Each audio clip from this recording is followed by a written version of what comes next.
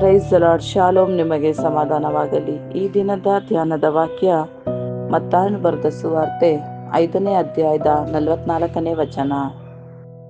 ನಾನು ನಿಮಗೆ ಹೇಳುವುದೇನೆಂದರೆ, ನಿಮ್ಮ ವೈರಿಗಳನ್ನು ಪ್ರೀತಿಸಿರಿ, ನಿಮ್ಮನ್ನು ಹಿಂಸೆ ಪಡಿಸುವವರಿಗೋಸ್ಕರ ದೇವರನ್ನು ಪ್ರಾರ್ಥಿಸಿರಿ.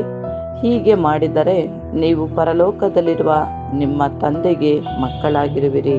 ಆಮೇನ್. ಪ್ರಿಯ ಸಹೋದರ ಸಹೋದರಿಯರೇ, ಈ ವಾಕ್ಯದಲ್ಲಿ ಬರೆಯಲ್ಪಟ್ಟ ಹಾಗೆ, ನಮಗೆ ತಿಳಿಸಲ್ಪಟ್ಟ ಹಾಗೆ, ನಾವು ನಮ್ಮ ವೈರಿಗಳನ್ನು ಪ್ರೀತಿಸುವಂಥವರು ಮತ್ತೆ ನಮ್ಮನ್ನು ಹಿಂಸೆ ಪಡಿಸೋರಿಗೋಸ್ಕರ ನಾವು ಪ್ರಾರ್ಥಿಸೋದಕ್ಕಾಗಿ ನಮ್ಮನ್ನು ನಾವು ಒಪ್ಪಿಸಿಕೊಳ್ಳೋಣ. ದೇವರ ಮಕ್ಕಳಾಗೋದಕ್ಕೆ ನಾವು ಯೋಗ್ಯರಾಗಿರಬೇಕಾದ್ರೆ ಈ ಕಾರ್ಯಗಳನ್ನು ನಾವು ಮಾಡಲೇಬೇಕು.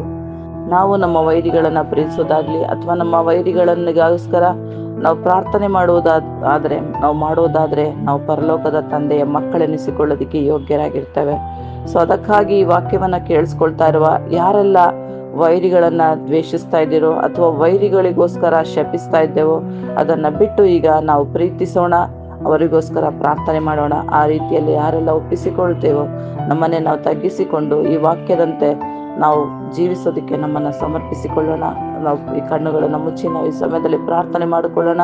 ಪರಲೋಕದಲ್ಲಿರುವ ನಮ್ಮ ತಂದೆಯೇ, ಈ ವಾಕ್ಯದಂತೆ ಸ್ವಾಮಿ, ನಮ್ಮ ವೈರಿಗಳನ್ನು ನಾವು ಪ್ರೀತಿಸುವಂತೆಯೂ ನಮಗೆ ತಪ್ಪು ಮಾಡಿದೋ ನಾವು ಕ್ಷಮಿಸುವಂತೆ ನೀವು ಹೇಳಿದ್ದೀರಿ ಸ್ವಾಮಿ.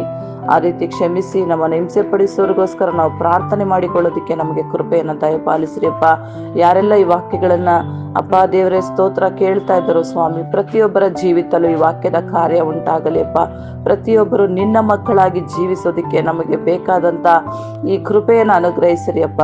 ಹಾಗೆ ನೀವು ಮಾಡಿದಕ್ಕಾಗಿ ಸ್ತೋತ್ರ. ಯೇಸು ಕ್ರಿಸ್ತನ ನಾಮದಲ್ಲಿ ಪ್ರಾರ್ಥಿಸಿದ್ದೇನೆ, ಜೀವವುಳ್ಳ ತಂದೆಯೇ, ಆಮೆನ್.